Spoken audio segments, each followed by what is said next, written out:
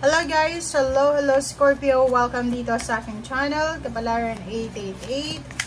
Welcome! Alamin natin kung anong messages, vibration, gabay energy para sa lahat. Tingnan natin Scorpio kung ano ang mensahe na para sa'yo. Okay? So, first card mo dito, this is for the month of March 2025. Receptivity. Okay? Scorpio, dito daw sa barahang to, sinasabi sa'yo na hayaan mo ang sarili mo na tumanggap. Hayaan mo din yung sarili mo na makapagbigay if ever may pwede kang ibigay or may capabilities ka na magbigay. So, receptivity, okay? Receiving and giving. So, sinasabi na kung ikaw yung mayroon, ikaw yung magbibigay. Kung ikaw yung wala, tanggapin mo yung mga tinutulog sa'yo. Okay? Scorpio. Or if ever kailangan mo ng tulong, humingi ka talaga ng tulong. Okay?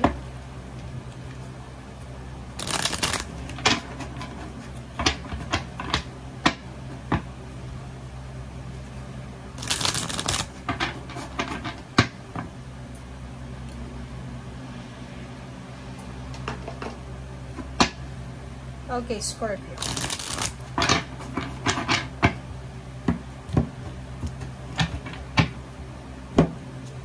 Okay, first card natin dito is Page of Wands. So, nakikita ko sa Scorpio, yung Page of Wands kasi, it's all about future yan. Okay? Maaari na mayroong mga Scorpio sa inyo na masyado kayong nakafocus para sa future nyo.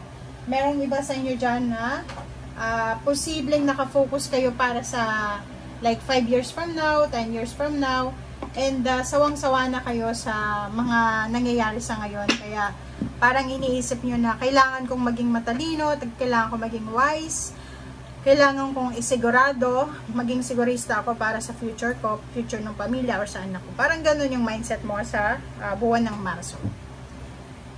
Nakikita ko rin sa'yo dito na marami kang plano sa buhay. It's either this month of March, nakapag-desisyon ka na posibleng mag-travel, pwedeng mag-apply ng trabaho sa ibang bansa, lumipat ng career, lumipat ng tirahan, or posibleng yun, basta relocation siya, travel movement. Okay? Paki-comment sa comment section if you are resonating.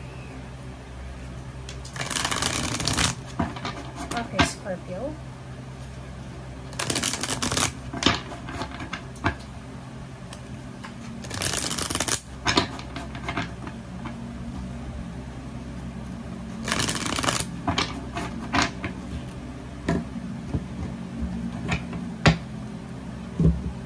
Okay, first card natin is Seven of Cups. So, Seven of Cups, same din. Yung Seven of Cups kasi, parang, for example, hindi ka na masaya sa relationship mo, sa environment mo, kung nakatira ka sa in-laws mo, or sa isang sitwasyon, sa isang environment, sa isang lugar, na alam mo na hindi resonated na yung energy mo. Kasi, di ba, nag-outgrow minsan tayo, na, di ba, parang, di ba, maraming tao yung sasabihin sa atin, kababata mo, kapamilya, alam mo, nagbago ka ng Scorpio, pero, hindi nila alam na nag-outgrow mo na talaga. Diba? Parang na ano ka na. Diba? Hindi sa nagbago ka, kundi kailangan mo din ng improvement. I-improve mo din yung sarili mo. So, nakikita ko sa'yo dito na magpo-focus ka sa buwan ng Marso para sa improvement ng buhay mo. So, you don't have so much time, so much energy, so much vibration para sa mga toxicity, drama, or anything. So, emotional withdrawal to. So, if in case may mga away, may gulo, wala kang pakialam. Basta, ang importante sa'yo is nakafocus ka sa sarili mo, sa pamilya, sa future. Okay, Ten of Pentacles. Ang Ten of Pentacles na to ay maganda kasi financially, sinasabi na you are satisfied. Diba? So, satisfaction, accomplishment. So, sa linggong ito, sinasabi ng barahan na posibleng meron kang matatanggap na financial offer. It's either lump sum of money, pwedeng umutang ka sa bangko, or pwedeng may isang tao na posibleng pautangin ka, malaking halagang pera, or anything na malaki. Okay? Okay, so next card natin is King of Cups. King of Cups, nakikita ko siya dito na kontrolado mo naman yung relationship mo, situation mo, or sa pamilya. So, nakikita ko sa'yo dito na sa relationship, go with the flow pa lang. Wala kang masyadong pinoproblema kasi nga, 'di ba? Parang iniisip mo na ayaw mo ng gulo, ayaw mo ng problema, ayaw mo ng drama, ayaw mo ng toxicity. Kasi yung focus mo is para sa kinabukasan, para sa future. Diba? So, nakikita ko sa'yo dito, pwedeng may naging kaaway ka or pwedeng mayroon kayong rason ng pinag-awayan ng iyong karelasyon, girlfriend, boyfriend, live-in partner, asawa, pamilya, biyanan.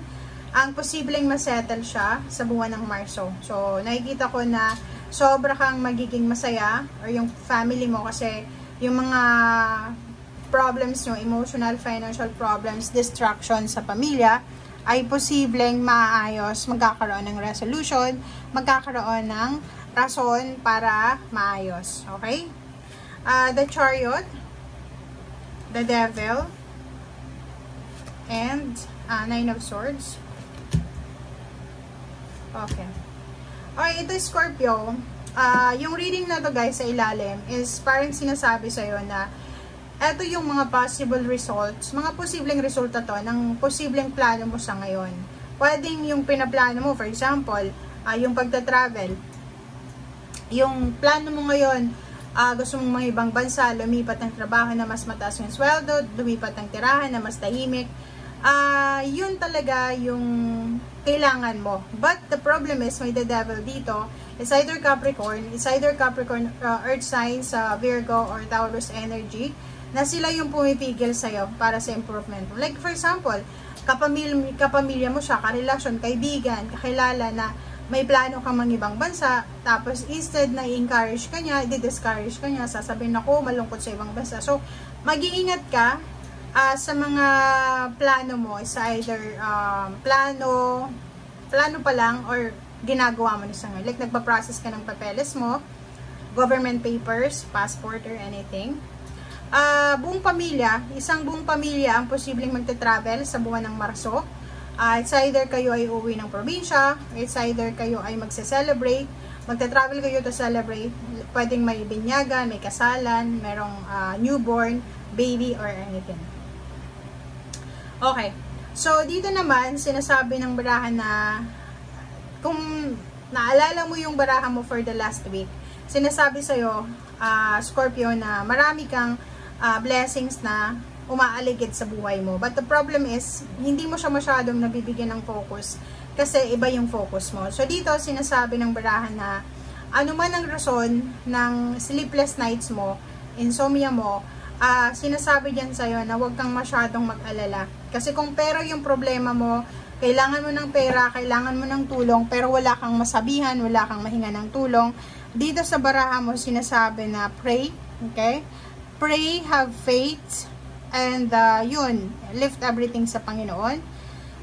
Darating yung help from above, from the heaven, from the universe, and gagamitin niya yung mga tao sa paligid mo para matulungan ka.